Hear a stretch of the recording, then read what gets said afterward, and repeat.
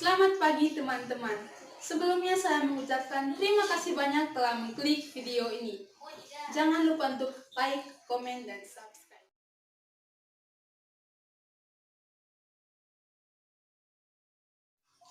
Ketika kita membicarakan tentang pendidikan di Indonesia dan juga masalah-masalah kualitas, kita tidak bisa lari dari fakta-fakta bahwa Indonesia masih tertinggal dari segi kualitas. Menurut survei yang dilakukan oleh Political and Economic Risk Consultant, kualitas pendidikan di Indonesia berada pada urutan yang ke-12 dari 12 negara yang disurvei di Asia Tenggara.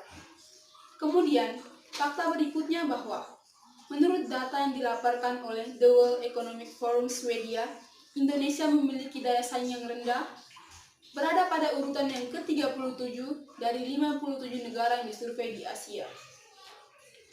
Kenyataan bahwa pendidikan di Indonesia masih mengalami masalah pada peningkatan kualitas tentunya dilatar belakangi oleh berbagai hal seperti masalah-masalah kurikulum, masalah manajemen, dan juga masalah yang berkaitan dengan pengajar.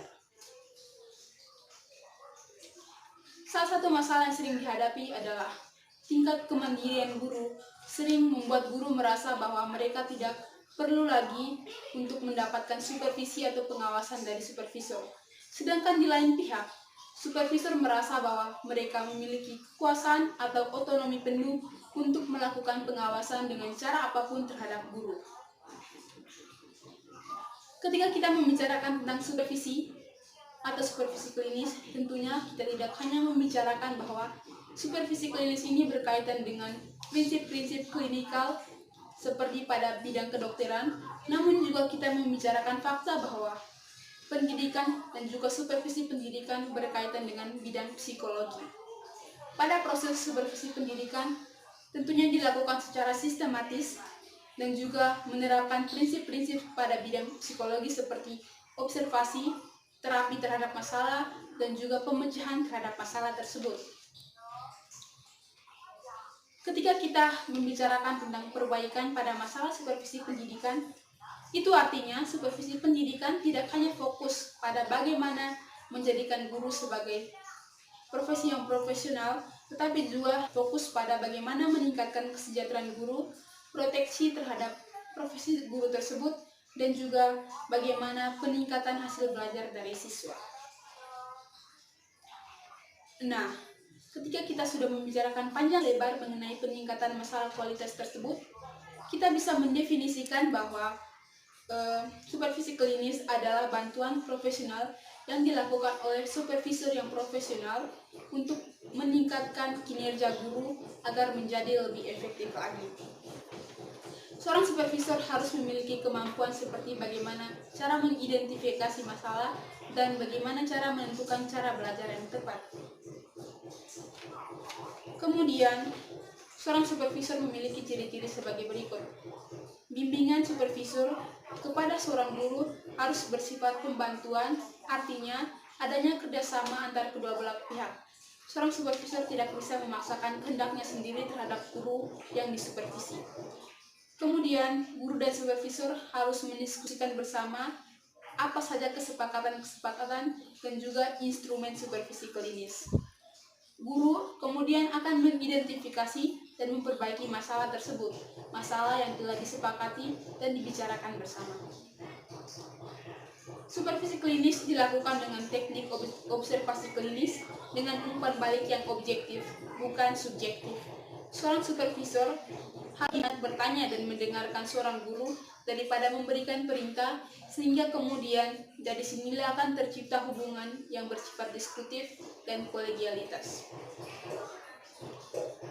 Ketika kita selesai membicarakan mengenai ciri-ciri dari supervisi klinis, kita beralih ke karakteristik dari supervisi klinis, yaitu seorang guru harus mempelajari kemampuan intelektual dan juga kemampuan secara teknis. Seorang supervisor mempunyai fungsi utama, yaitu menginformasikan kepada guru kemampuan dan keterampilan, bagaimana menganalisis proses pembelajaran, kemudian bagaimana mengembangkan kurikulum terutama yang berkaitan dengan bahan belajar, dan bagaimana cara mengevaluasi hasil belajar tersebut dan menyelesaikan masalah-masalah yang berkaitan. Kita membicarakan Supervisi klinis berarti kita fokus pada mutu dan proses dari hasil pelaksanaan supervisi tersebut.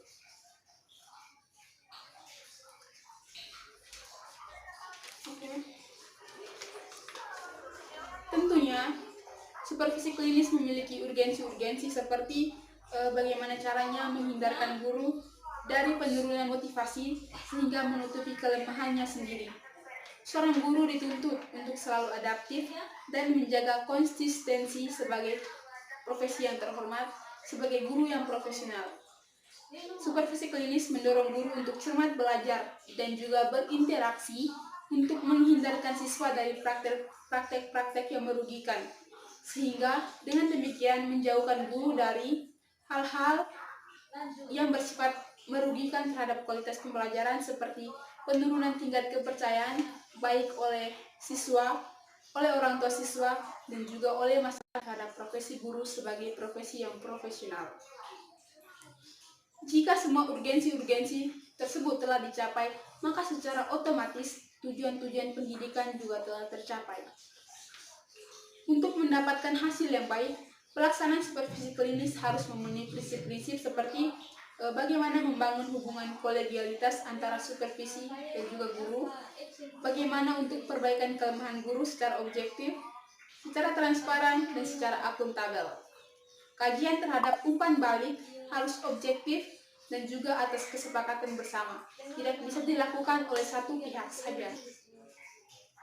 Kemudian seorang supervisor tidak boleh mempublikasikan kelemahan-kelemahan guru tersebut dan menjadikan kelemahan tersebut sebagai alasan untuk tidak memberikan supervisi atau meningkatkan mutu pendidikan dan juga guru tersebut menjadi lebih efektif dan efisien.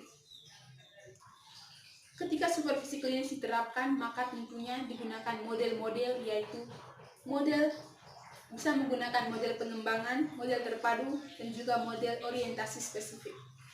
Seorang supervisor klinis harus berkomunikasi dengan empati yang lebih besar, dengan intelijensi yang lebih tinggi, dan berkenan terhadap perubahan-perubahan yang terjadi, bersifat tidak kaku, akan tetapi luwes, abstrak, dan menerima ide-ide baru.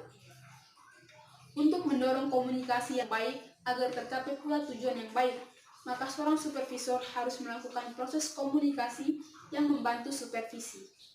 Supervisor memberikan penjelasan yang deskriptif, kemudian memberikan pemecahan masalah yang spontanitas dan sungguh-sungguh, tidak menekan pihak yang disupervisi.